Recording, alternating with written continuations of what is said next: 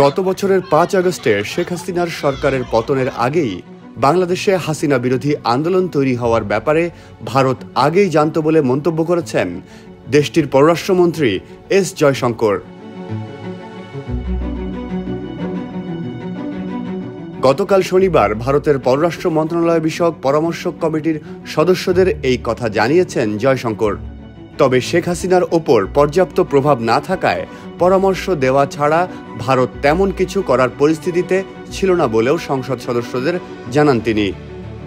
পররাষ্ট্র মন্ত্রণালয় বিষয়ক পরামর্শক কমিটির সদস্যরা ভারতের পররাষ্ট্রনীতি নিয়ে আলোচনার জন্য জয়শঙ্করের সঙ্গে এই বৈঠক করেন। বৈঠকে প্রতিবেশী দেশগুলোর বিশেষ করে বাংলাদেশ, মিয়ানমার, মালদ্বীপ, শ্রীলঙ্কা ও পাকিস্তানের পরিস্থিতি নিয়ে আলোচনা হয়। দ্য হিন্দুর প্রতিবেদনে বলা হয়, জয়শঙ্করের ইঙ্গিত ছিল অন্যান্য প্রধান অংশীদারদের মতো বাংলাদেশের ভেতরের উত্তাল পরিস্থিতি সম্পর্কে ভারত অবগত ছিল।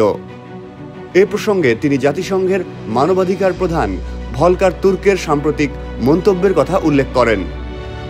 তিনি সম্প্রতি বিবিসির এক অনুষ্ঠানে বলেছিলেন, বাংলাদেশে জুলাই আগস্টে ছাত্র জনতার আন্দোলন চলাকালে দমন পীড়নে অংশ না নিতে সেনাবাহিনীকে সতর্ক করেছিল জাতিসংঘ।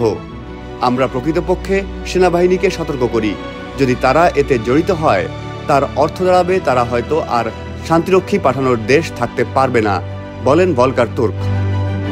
এই ঈদে জামা জুতো অ্যাক্সেসরিজের ডিসকাউন্ট।